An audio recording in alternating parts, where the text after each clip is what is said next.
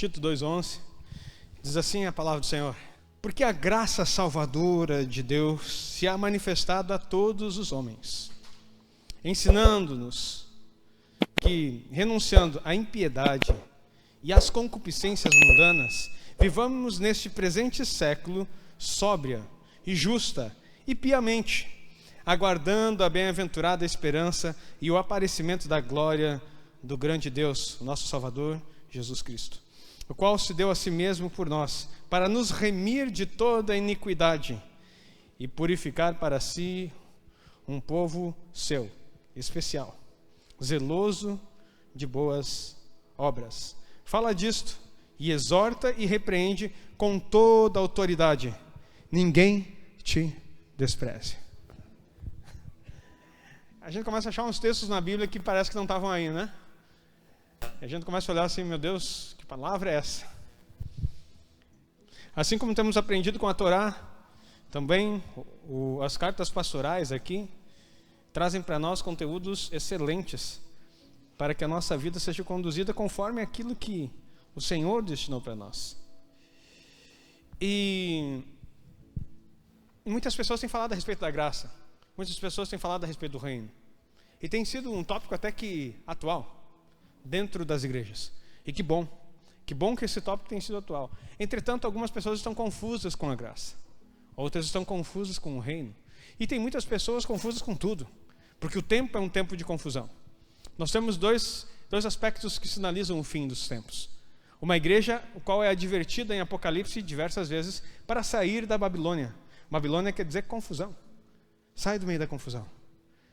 E uma igreja de Laodiceia, cuja característica final é uma igreja de leigos querendo ser sábio, ensinando de qualquer forma.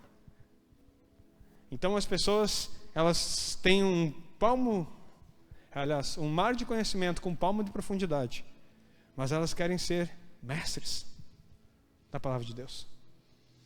E lembrando que ser mestre da palavra de Deus não está nem no muito estudar, e nem no reproduzir aquilo que você ouve. Isso é discipulado. Reproduzir o que ouviu é discipulado. O Senhor disse que precisaria de homens capazes que reproduzissem aquilo aptos a ensinar aquilo que eu tenho ensinado para vocês.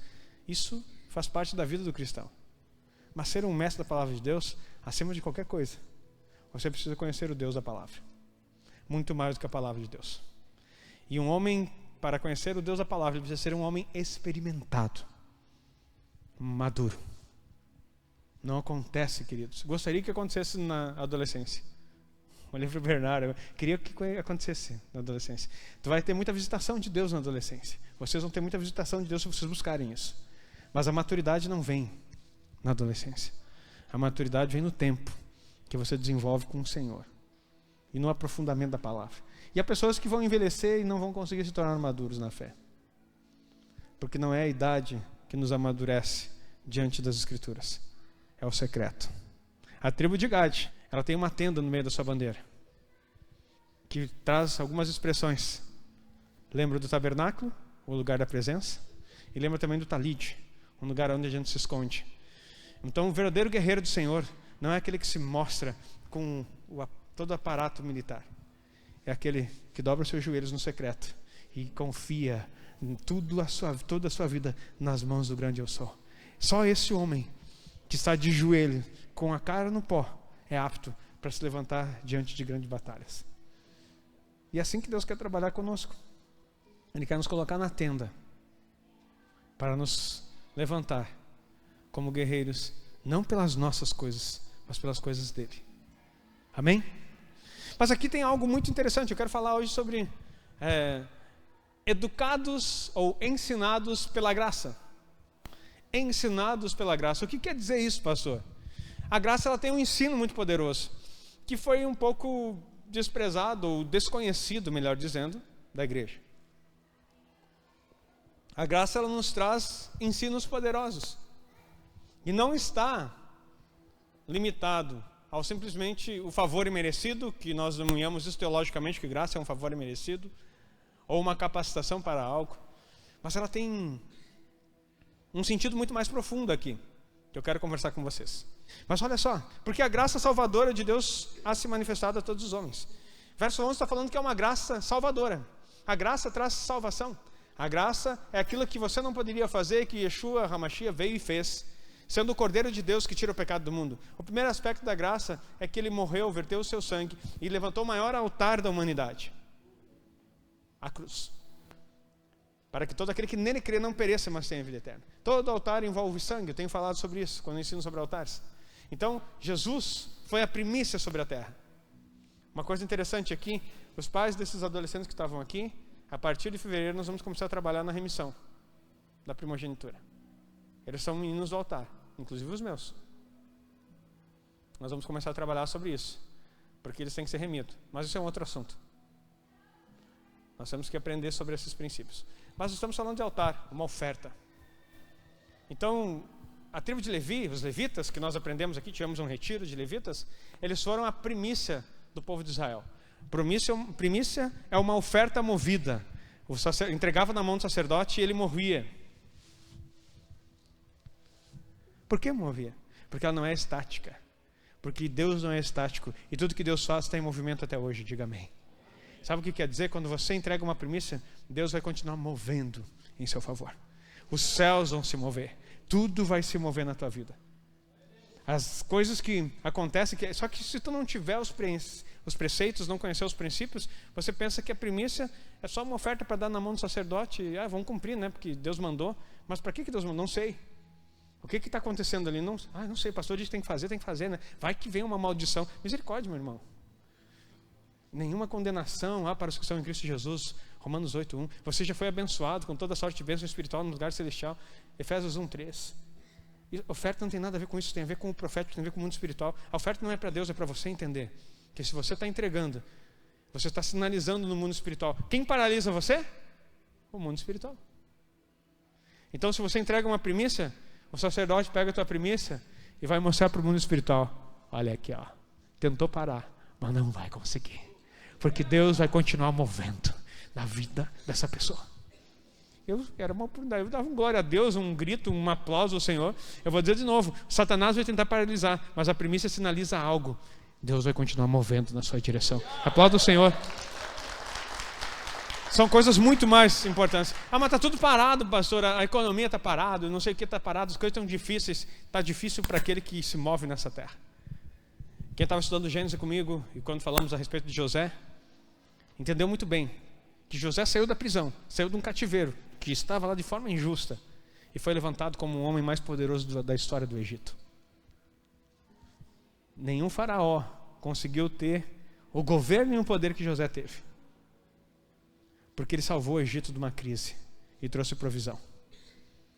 Quero dizer para você, quando Deus coloca um homem numa posição, o homem aqui é esse genérico, não precisa dizer um homem e uma mulher, um homem, um ser humano numa posição, até Faraó tem que se dobrar e reconhecer que é de Deus. Faraó não deixou de ser Faraó, não deixou de idolatrar os seus deuses, mas ele olhou e disse assim: peraí, o Deus dele é mais poderoso do que o meu. Eu tenho que levantar ele num lugar. Aprenda algo: governo nessa terra não é você tomar as posições que você almeja, não é tomar o governo físico, é que todo mundo, antigamente os profetas eram conselheiros dos governantes.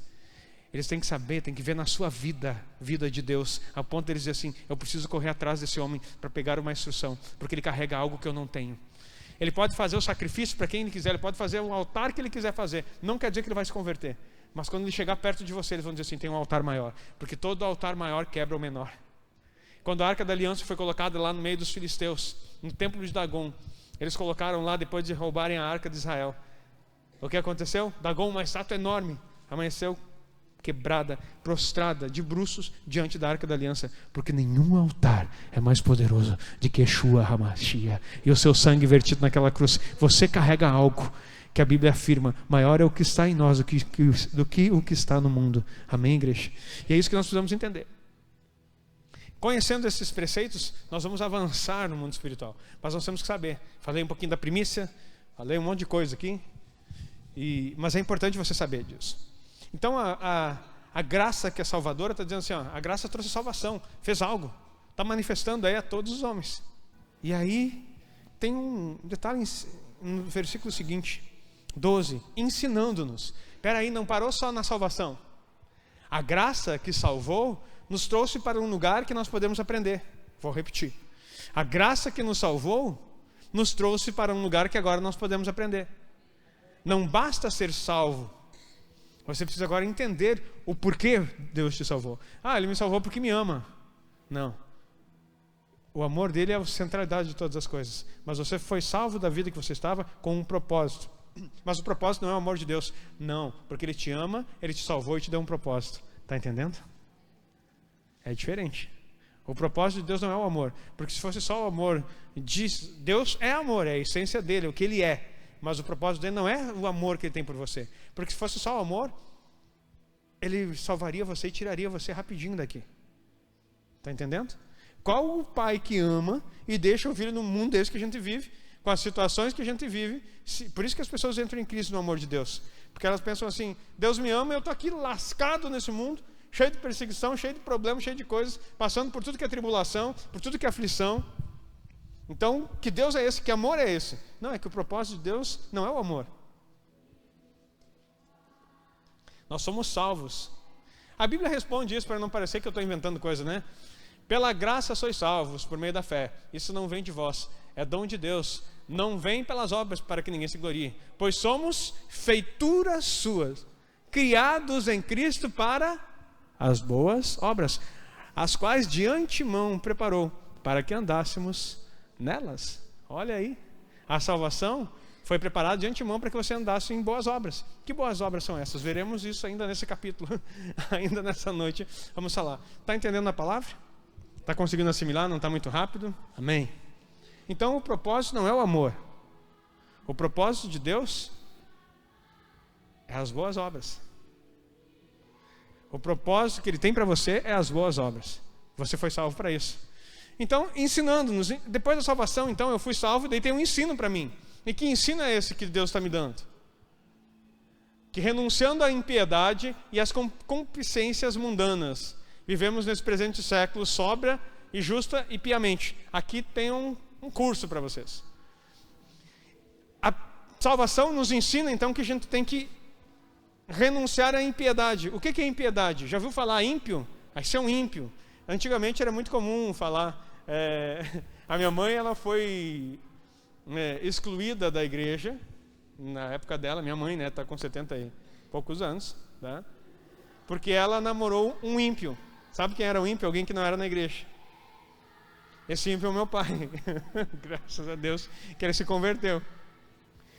Aí porque o meu pai era um músico que tocava, era boêmio, tocava em bailões, no tempo do candeeiro, né? Aqueles bailões do interior, né? E aí um dia o meu tio, que já estava desviado, era tudo da igreja, mas estava desviado, ele começou a frequentar esses lugares e encontrou meu pai. E daí ele quis aprender violão. Meu pai tocava violão, comprou um violão. Daí foi lá e disse assim, João Pedro, vai lá em casa afinar meu violão. Na verdade, ele queria apresentar outro violão. Sabe essas coisas assim, né? Meu tio não era fácil. Então, daí foi lá afinar o violão. E aí foi ele e o meu tio, que eram a dupla, né? Que cantavam os sertanejos deles, que não eram universitários, mas cantavam lá. Aí afinaram o meu avô, presbítero da igreja, na época. Isso aqui a gente está lá nos anos 60, né, queridos? Então faz a média.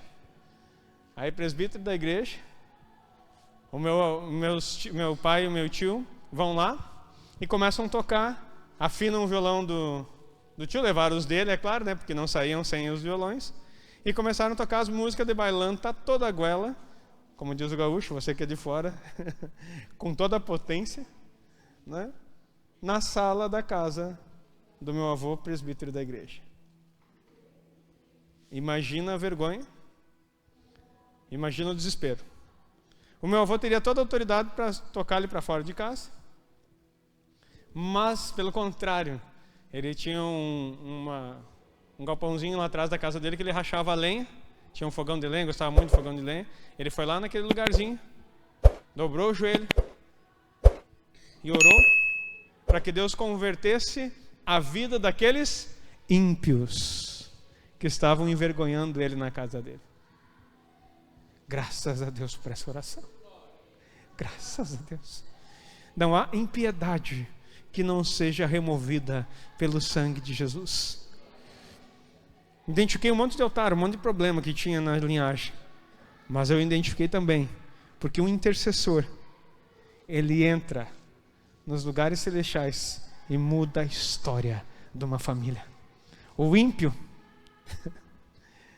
que até tinha corpo fechado no ocultismo e usava aqueles colarzinhos de miçanga, meu pai teve um coração aberto para o Espírito Santo de Deus e teve a vida mudada. Fumante e bebum desde a adolescência. Um dia, aos 27 anos, entra na igreja e Deus arranca todo o vício da vida dele numa noite.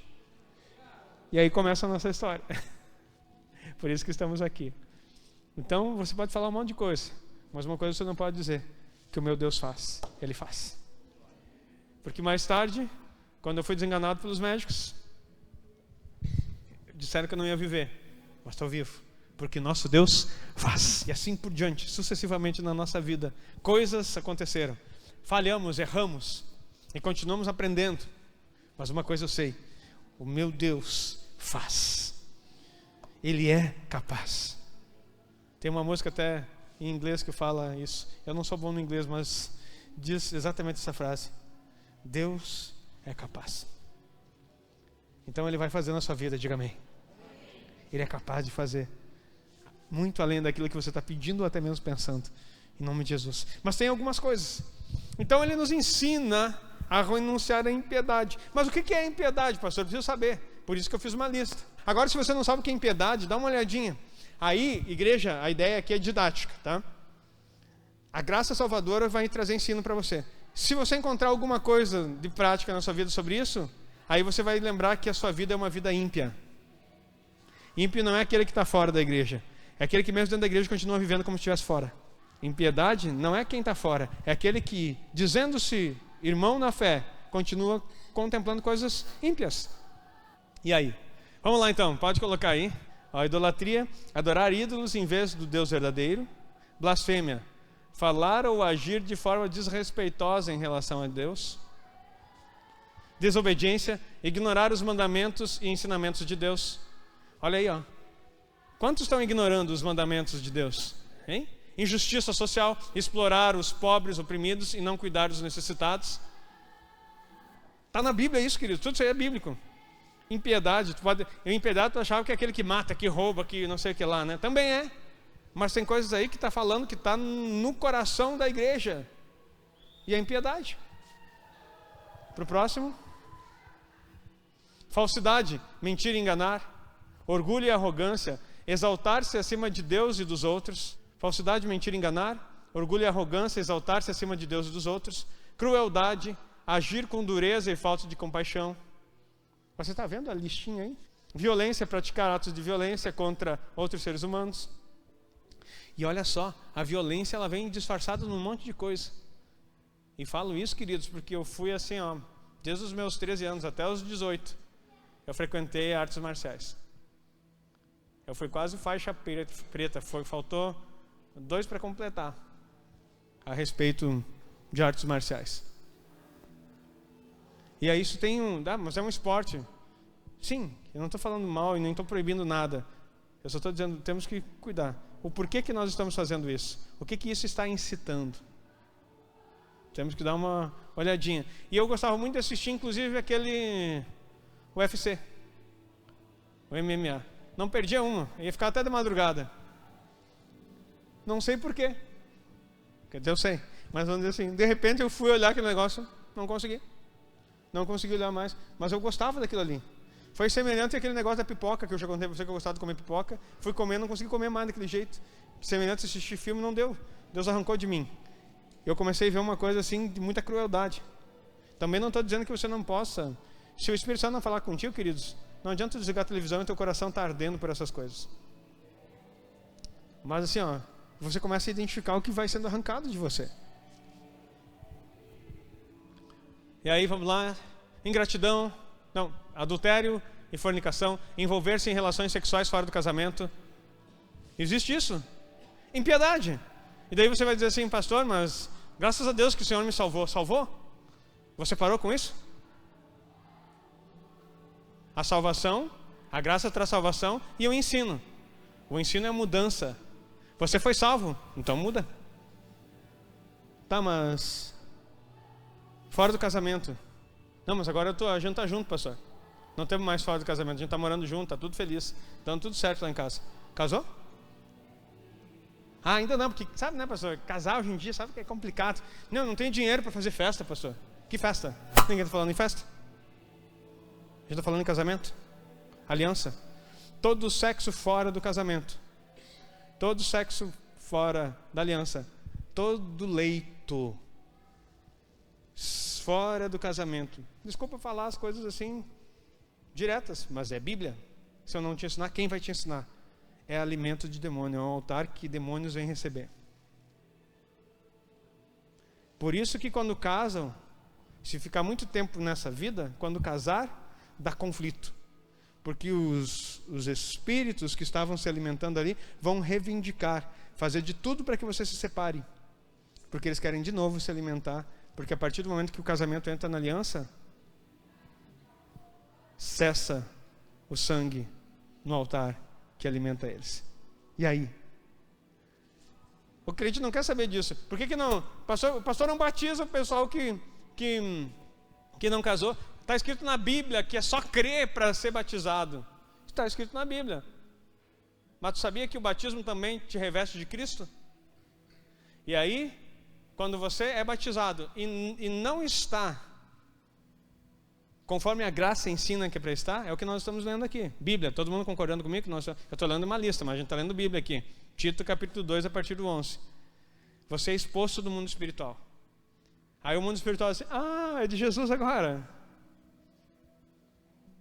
É de Jesus? Vamos para cima. Até acabar. Para destruir. E aí não avança, não progride, não consegue fazer nada. Tudo é atraso. É um monte de coisa que vem para cima. É brigas, dissensões, orgias, um monte de coisa. Até outra coisa que eu costumo dizer assim, por que eu não batizo criança pequena, sem entendimento? Porque não é entendimento da criança, é entendimento do pai. O pai sabe o que está fazendo? Tu sabe o que tu está expondo no mundo espiritual ao teu filho? Mas se não batizar ele está exposto também. Não, são duas coisas bem diferentes. Aí, você tem um pai que vai sustentar você, ou você vai batizar a criança e os pais vão chegar em casa e, como quem sabe, praguejar e dizer assim, agora virou crentinho? Que nem aconteceu de eu batizar adolescentes, com autorização dos pais, e os pais chegar em casa assim, olha, aqui no Rio Grande do Sul é uma palavra bem chula, né? Mas o pai chegou para o filho, a primeira coisa assim, agora tu virou crente? Virou viadinho? Na volta do batismo. Não precisa nem dizer que o pai estava bêbado em casa. E aí? O mesmo pai tinha autorizado. E o que está acontecendo? Embate espiritual. E aí? Meu pastor não batiza, esse pastor não entende, não quer fazer as coisas. Não, aqui o pessoal não lê Bíblia, não entende nada de coisa, não sabe isso aqui que eu estou mostrando. Daí acho que é assim, que é a toque de caixa, que é boiada, né? Isso aqui, o caixa, tanque batismal, não é aquelas piscinas para lavar o boi de carrapato, que vai passando por dentro assim, daí alguns carrapatos caem, outros ficam grudados e vai caindo no caminho. Não é assim. Estão aí comigo? Amém? Então, ingratidão, não reconhecer as bênçãos e providências de Deus. Quantas vezes a gente não reconhece? E recebemos essa palavra, e a gente é assim. Eu estou ensinando, falando sobre brahá, falando sobre um monte de coisa, e o pessoal assim, pastor, está exagerado. A graça é leve, pastor, por causa que o fardo não, a graça é leve. Eu estou falando da graça aqui. O que a graça ensina está escrito aqui. Eu só estou traduzindo para você o que você não sabia o que era. Amém? E aí eu estou te ensinando. Não, mas não é assim. Não tem jugo. Não, a Bíblia diz que tem um jugo. Só que é leve. O meu jugo é suave, o meu fardo é leve. Mas tem um jugo.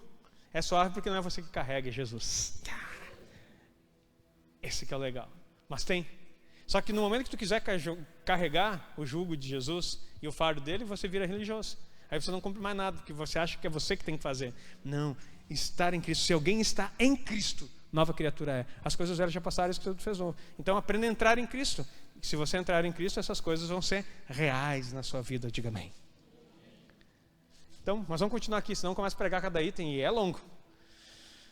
Então, inveja, desejar o que os outros têm de maneira maldosa. Falta de perdão, não perdoar os outros como Deus nos perdoa. Pode colocar lá, por favor. Hipocrisia, agir de forma contrária aos próprios ensinamentos. Ensina uma coisa, mas faz outra. O ditado que é frequente: faça o que eu digo, mas não faça o que eu faço. Quantos pais que eu via trazer os filhos aqui na igreja e na porta da igreja onde eu vivi por muito tempo. Então, não entre na hipocrisia. Dureza de coração, recusar-se a repreender e mudar de vida. Apatia espiritual, não buscar a Deus e negligenciar a vida espiritual. Tudo isso é impiedade. Desonestidade, enganar ou roubar os outros. Exploração, usar de forma injusta o trabalho ou os recursos de outros. Falta de compaixão, ignorar o sofrimento dos outros e não ajudar. Negligência dos mandamentos, não observar os mandamentos e preceitos de Deus. Rejeição da correção, recusar-se a aceitar repreensão. O conselho é o que mais tem no tempo de hoje. Tu fala para a criatura para ajustar, magoa. Sim, porque os pais são reféns dos filhos. E daí eles vêm para cá e acham que é a mesma coisa. Só que aqui a coisa é diferente, querido. Eu tenho um pai que me corrige. Tive um pai que me corrigiu o terreno. E tenho um pai celestial que ele me corrige, porque a Bíblia diz que ele corrige o filho a quem ama. Então ele vai estar sempre me corrigindo. Só que eu não sou de dura cerviz. Eu posso errar, mas não tenho compromisso com o erro. Eu erro e quando reconheço eu digo: Senhor, perdão. Agora encaminha. Claro que todo erro tem uma consequência. E nós temos que ver as consequências dos nossos erros. Mas não são altares na minha vida. Não tem recorrência. Irreverência, tratar as coisas sagradas de maneira leviana. Racismo e discriminação, julgar ou tratar as pessoas com base na sua origem ética ou social. Israel foi ensinado isso. Aqui no nosso Rio Grande do Sul tem muito. E não faça isso nem de brincadeira. Não faça isso nem de brincadeira. E não é nada aqui nessa questão de negro, preto, branco, sei lá o que todas essas ideologias que estão hoje em dia. Está falando num sentido de discriminação. Se achar melhor que o outro por causa da cor da tua pele. Qual é a cor da pele de Jesus? Você acha que ele tem olhos azuis e cabelo loiro? Se enganou. E qual é o problema de ter olhos azuis e cabelo loiro? Nenhum. Mas qual é o problema de ter um cabelo, como chamam, de certa forma, pichain e a pele preta? O que muda? Então nós vamos tomar cuidado com essas coisas. Nessas brincadeiras, Satanás anda e cirandeia na igreja. E a gente não percebe que isso é impiedade. Ganância, buscar excessivamente riquezas materiais em detrimento dos valores espirituais. Falta de perdão, guardar rancor e não buscar reconciliação. Autojustificação, recusar-se a admitir os erros, pecados próprios. Autojustificação é muito comum. A pessoa sempre quer se justificar daquilo que fez. Tudo isso é a lista de impiedades. Opressão, tirar vantagem do poder para subjugar os fracos. Ignorância voluntária, deliberadamente não buscar conhecimento espiritual. E o que nós estamos falando aqui? Deliberadamente várias pessoas disseram, né, o pastor está inventando essas coisas. Ignorância voluntária. Está escrito. Israel sofreu tudo que sofreu por causa dos deuses estranhos que permitiu adorar. Só se repete, querido. O bezerro de ouro hoje em dia só mudou o formato, mas continua sendo reverenciado em muitas igrejas. E na vida, dentro das casas também. Desrespeito pelos pais e autoridades. Será que isso acontece? Desobedecer àqueles que estão, só um pouquinho, aqueles que estão em posição de autoridade. Maldição, desejar o mal aos outros. Falta de amor ao próximo, não amar os outros como a si mesmo. Indiferença espiritual, não se importar com questões espirituais ou com a relação com Deus. Egoísmo, colocar os próprios interesses acima das necessidades dos outros. Desobediência aos pais, ignorar a autoridade e os ensinamentos dos pais. Olha aí, ó. Crueldade com os animais, tratar os animais com insensibilidade e abuso. A Bíblia fala que o justo cuida dos seus animais. Engano, manipular os outros por meio de mentiras e enganos. corrupção, aceitar subornos ou usar posições de poder para benefício pessoal, fofoca e difamação, espalhar informações prejudiciais sobre os outros. Isso foi quebrado na nossa igreja hoje, em nome de Jesus. Diga amém. Dá um amém de novo, porque senão eu estou desconfiado. Obrigado. Glória a Deus. Aplauda o Senhor. Olha só, ressentimento, nutrir sentimentos de raiva e hostilidade. Ressentir é sempre ficar ressentindo aquilo que já passou. Querido, larga lá no mar do esquecimento, segue para frente. Devido a algumas coisas que aconteceu, e você sabe da nossa história aqui, um profeta chegou para mim e disse assim: quanto tempo já aconteceu isso? Já faz mais de um ano. Assim, tu está preso nisso aí ainda. Sai disso em nome de Jesus. Deus tem coisas novas para ti. Enquanto tu não sair disso aí, tu vai ficar preso nessa mesma coisa. E tu não vai conhecer o que Deus tem para fazer. Pastor, uma palavra só. Naquele dia eu me arranquei dali. Disse assim, estou fora dessas coisas. E dei um passo para o novo de Deus. Pronto. Veio uma orientação de um profeta? Para mim, profeta é boca de Deus falando. É aquilo que eu não estava vendo. Porque Deus fala comigo através da palavra. Mas a gente está tão cansado, dilacerado por situações, que Deus precisa mandar um profeta para dizer para ti: ei, eu estou aqui.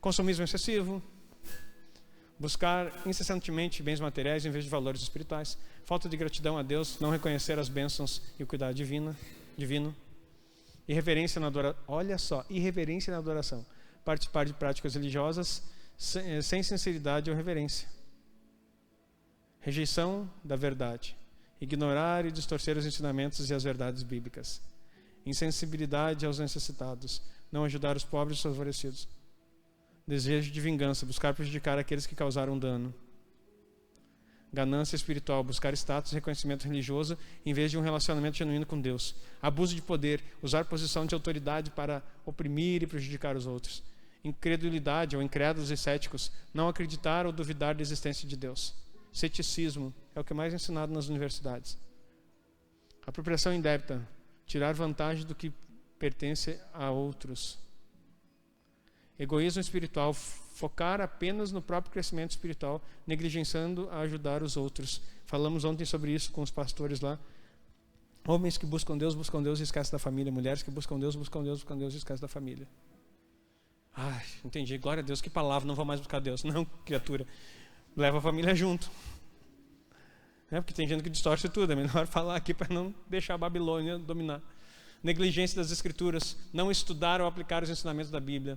Não levanta a mão, por favor, mas quem estuda diariamente a Bíblia, toda manhã, 6:30 da manhã, tem estudo, e não é estudinho, é estudo profundo da palavra, para a edificação da tua vida, todos os dias. Eu não tenho tempo, então para um pouquinho ali, antes de começar o teu trabalho. Mas é que 6:30, como eu ouvi uma vez uma brincadeira, dá esse horário, nem Jesus acorda, pastor.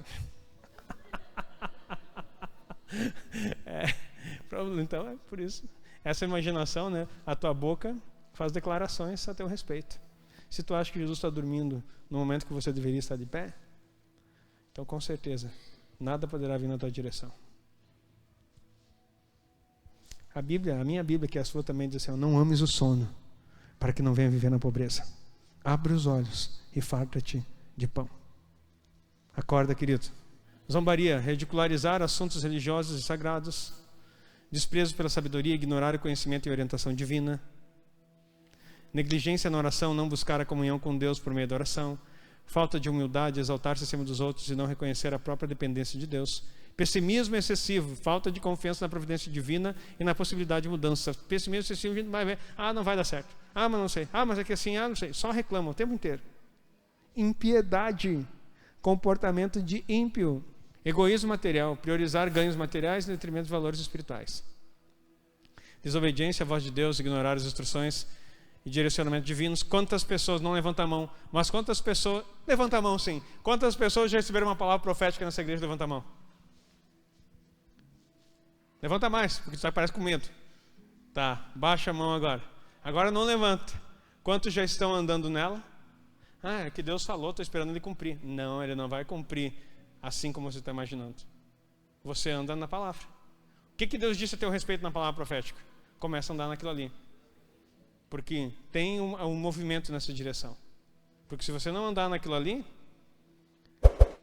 Daí assim, ó, Deus diz que vai ser uma bênção, vai ser usado na palavra. Vai ser uma bênção, vai pregar para as nações. Daí tu fica esperando o dia que vem a carruagem celestial com os anjos, com o estudo pronto na tua mão, e dizendo assim: embarque aqui, meu filho, eis que te levarei para as nações. E está aqui todo o material que você precisa pregar. Ah, escrito, não tem? Ah, não, desculpa, tem áudio. Daí assim, teleprompter, boa, teleprompter, é só ler aqui. Tu recebeu uma palavra dessa? É jejuar, orar e comer Bíblia. Larga tudo que é literatura e começa a ler Bíblia. Lê Bíblia, lê Bíblia. E o Espírito Santo fala comigo. Espírito Santo fala comigo.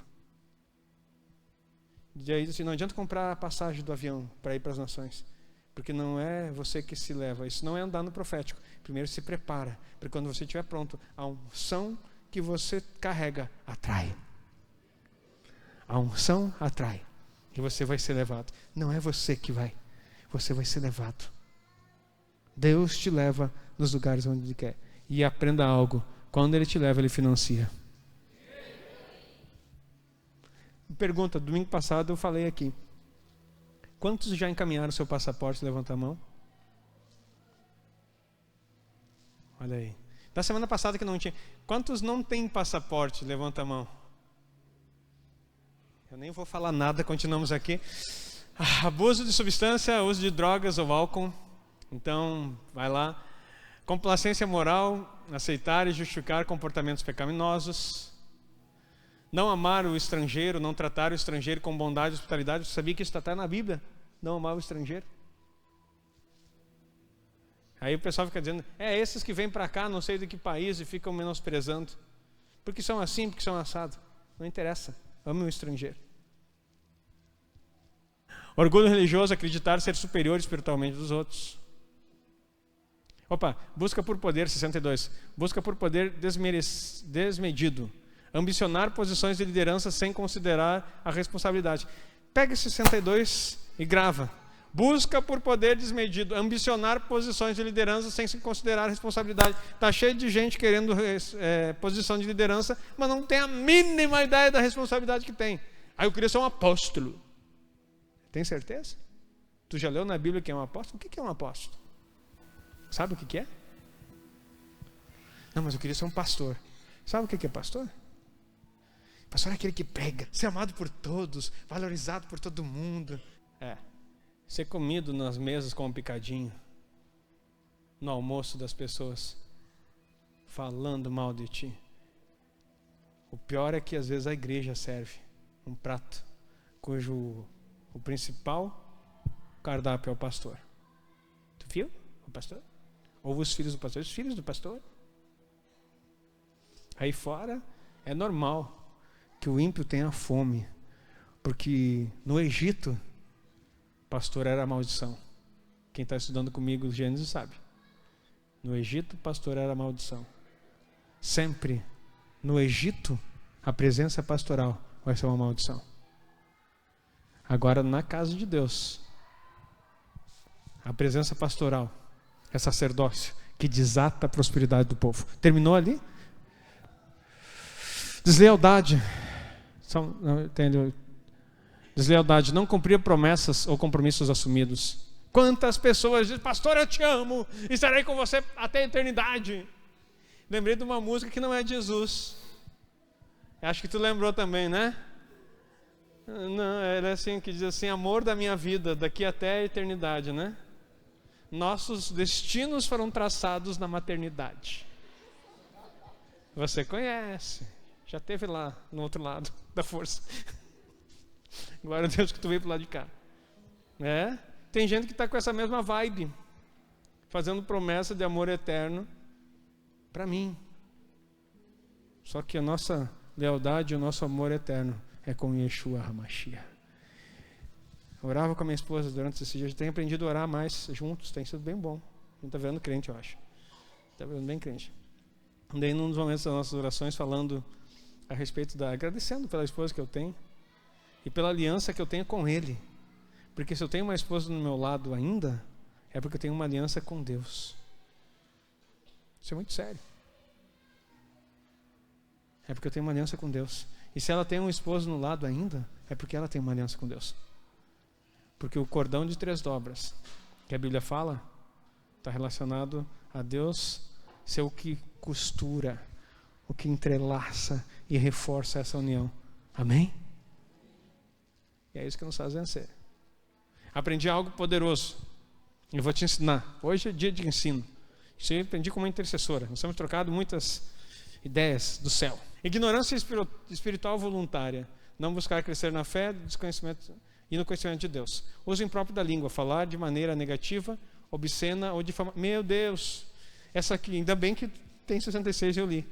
Uso impróprio da língua. Falar de maneira negativa, obscena ou difamatória. Olha como me lembra aqui que eu tenho falado da língua, o que é a língua. Mas deixa eu voltar aqui para mim não esquecer que eu disse que eu ia ensinar algo para você.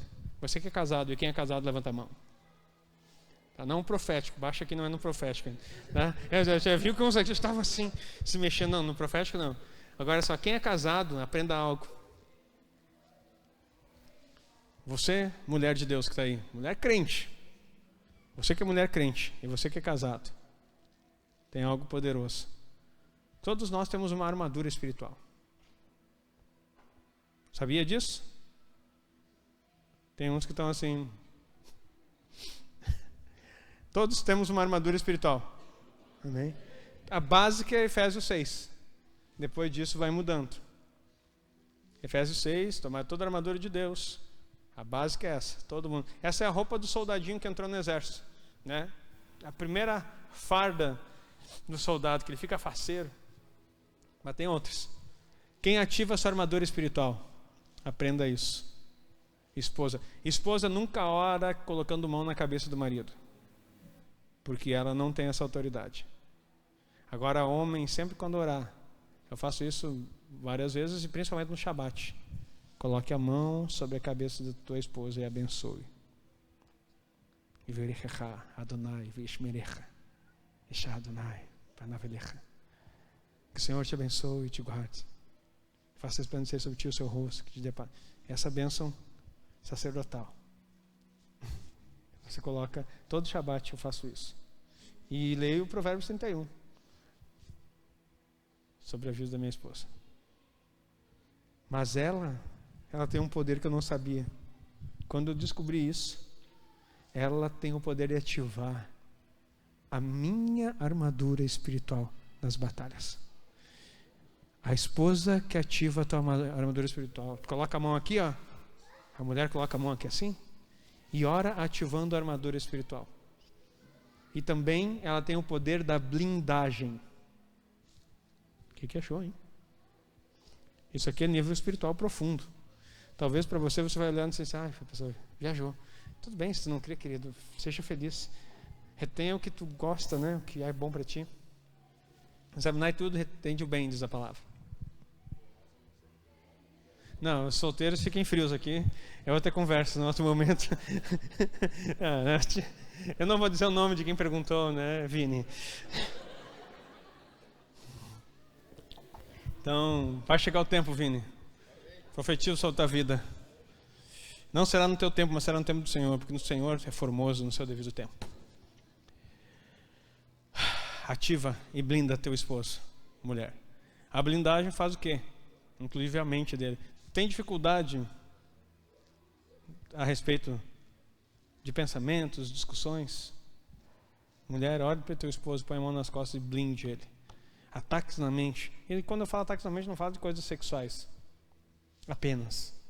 Ataques mesmo. Querendo tirar a sabedoria que vem do cabeça. Blinda ele. Todos os dias. Teu marido vai sair trabalhar? Põe a mão nele.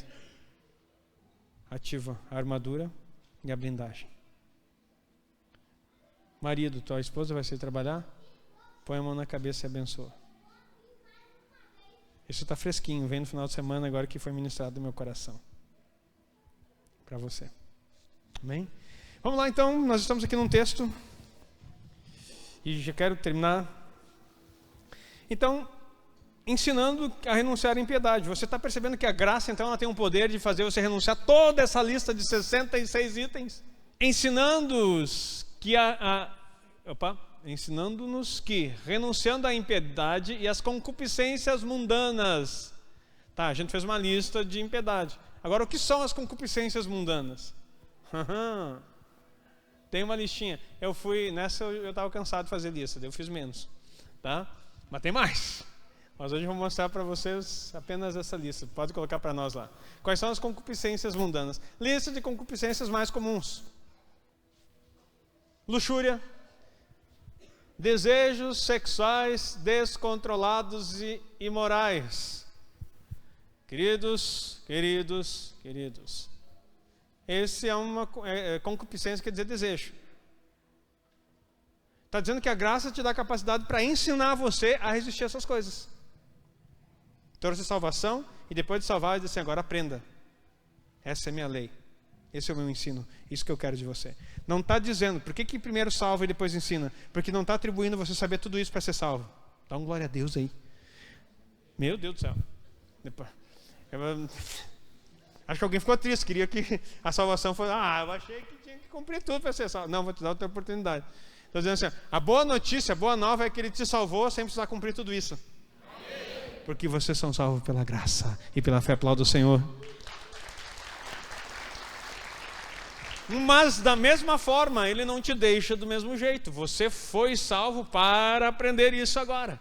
A luxúria, desejos sexuais descontrolados. O Espírito Santo de Deus que habita em você, que agora te salvou e habita em você, vai ser arrancado dessa vida, diga amém. Aí cobiça. O que é a cobiça? Desejo intenso e egoísta por bens materiais opostos. Outra, ganância, busca desmedida por riqueza e bens.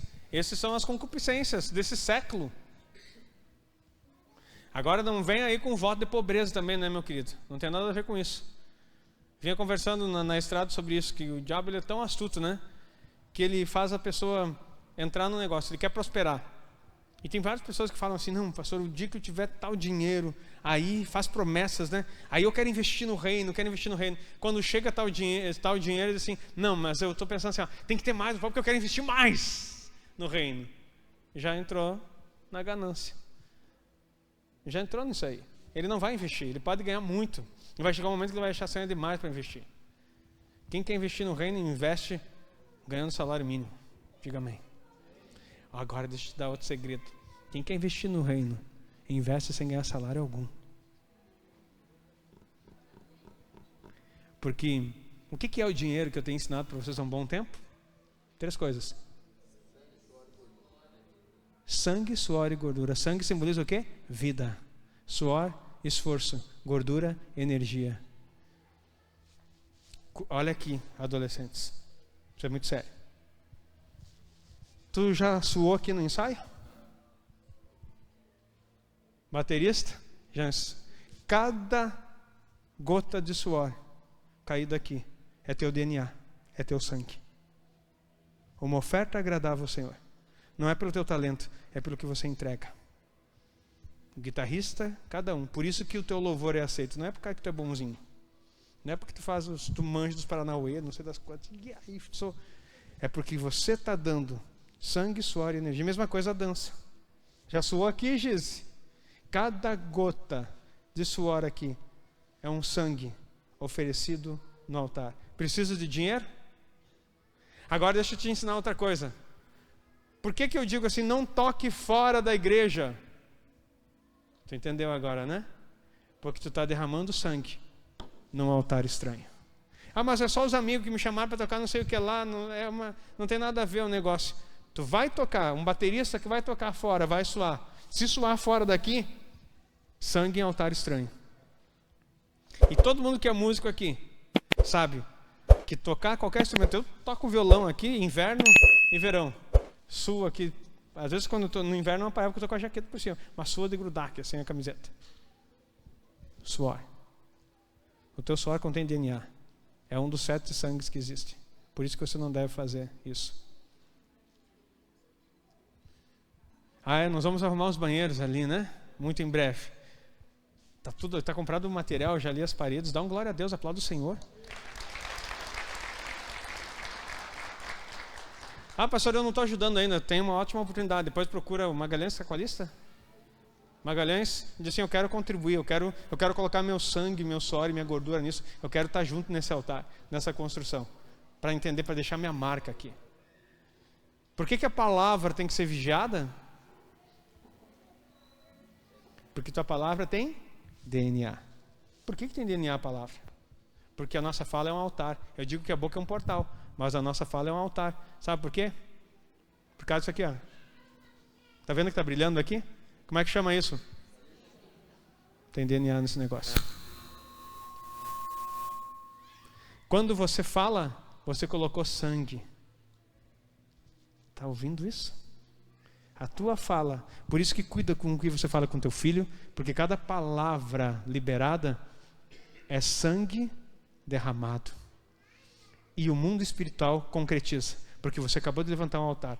Então por isso que abençoa teus filhos, abençoa teu irmão, abençoa teu pastor, abençoa todo mundo.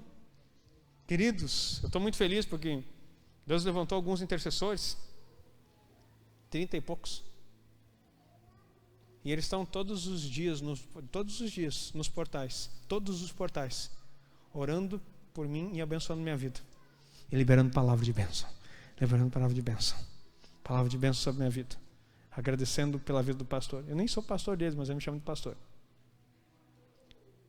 Todos os dias. Muitos deles estão na escala aqui. Estão na igreja e estão na escala. Eles dizem, ai pastor, só que falta, tem que orar todo dia por ti e ainda declarar a bênção sobre a tua vida. O diferente que me surpreende.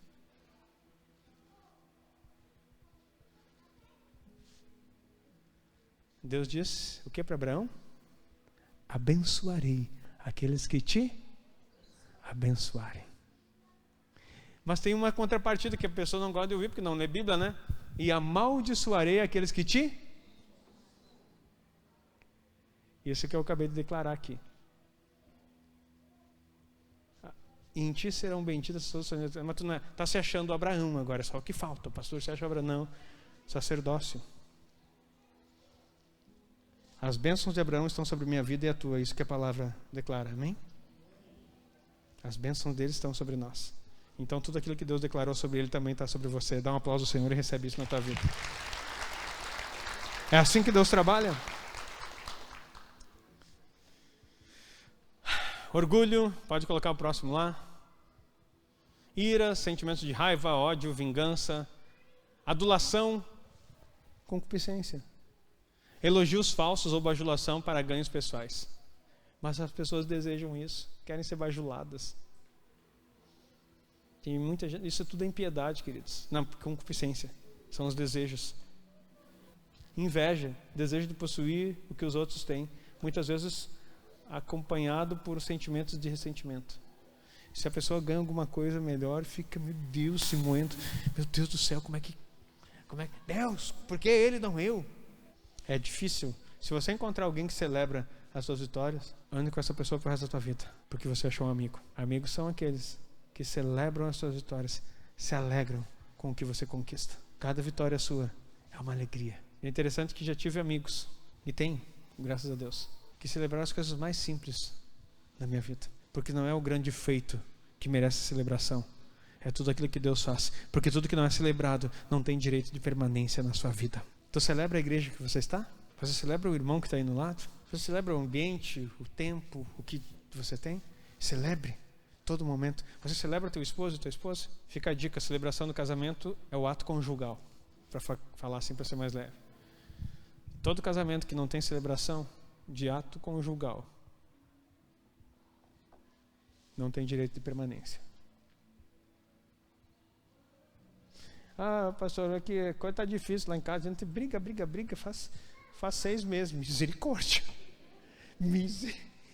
6 dias, vai lá, né? E tu já tá chegando no 7º para poder descansar. Né?